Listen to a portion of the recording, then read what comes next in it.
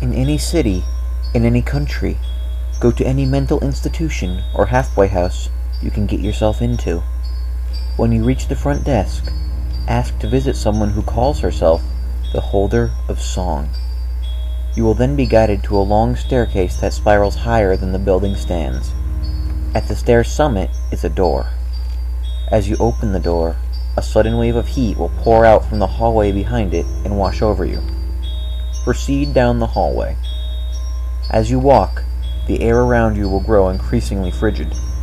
When you feel as if you are encased in ice, you must stand perfectly still, remain silent, and listen. If, after a few seconds pass, you hear a baby crying, turn and run. No harm will befall you, but the infant's cry will follow you wherever you go. If you hear it for the rest of your life, count yourself lucky. If and when it stops, your firstborn child will die. If you do not hear a baby's cry, wait for the hallway to grow warm once more, and then proceed to the door at its end. Enter. The room beyond will be awash in green light. At its center will be an old woman turning the handle of a silent music box. Her legs have both been severed at the knees. When you speak to her, you must look her in the eyes. She hides a spear fashioned from the bones of her legs. Break eye contact, and she will impale you with it and leave you to bleed to death in seemingly unending agony. She will respond to only one question. What was the song they used to play? The old woman will begin to sing in a language not of this world.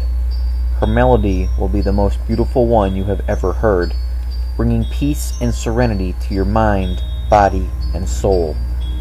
You will find yourself vividly imagining a band of carefree children playing and singing, innocent as can be. And within minutes, the scene will eventually take a horribly sinister turn. The children will begin to fight each other, and their conflict will quickly escalate to the most brutal, lethal violence you can conceive of. They will impale each other on wooden poles, disembowel each other with sharp rocks, and even rip flesh from bone with their bare hands. You will witness these children, now merely tattered doppelgangers of themselves, spreading death and destruction more horrific than you could ever imagine on your own. You will see a naked boy, drenched in blood, singing with delight as he runs through a hellish wasteland, pursued by unspeakable monsters. They will overtake him and utterly destroy him, the song still issuing forth from his shredded lips all the while. Yet, inexplicably, you will remain calm and peaceful, even as you watch this unspeakable brutality.